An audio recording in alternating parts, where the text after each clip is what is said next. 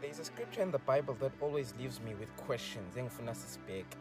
uJona uma esendleleni ebheke eTarshish kade ethunywe eNiniva uma sekusuke lesasivunguvungu emkhunjini sebethi laba ke evuka nawe uzisho ukuthi ngubani. The Bible says Jonah said ngingumHebheru wamaHebheru ngiyamsaba uJehova. Naw anginenkinga naleyo ukuthi athi umHebheru but lamagama athi ngiyamsaba uJehova. And then my question is uma umsaba uJehova Jonah then ufunani emkhumbini that is going in the opposite direction of indawo uJehova akade ethe iya kuyo.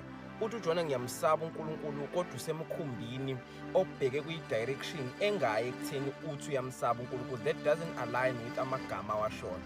But before simjudge uJona angazi noma sike sanaka yini ukuthi he resembles the generation esiphila kuyo njengamanje where we confess something else but we leave something else.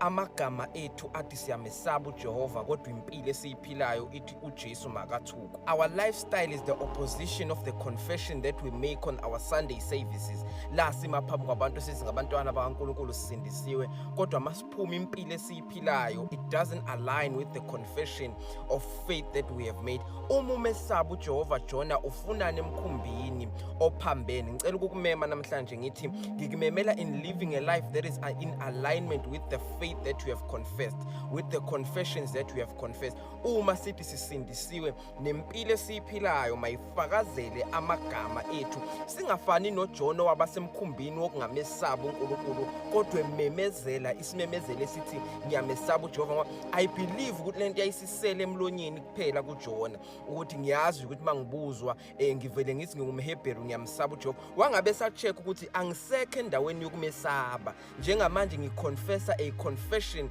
yokuthi ngiyamsaba kodwa indawo engikuyo ayisho ukuthi ngiyamesaba uJehova.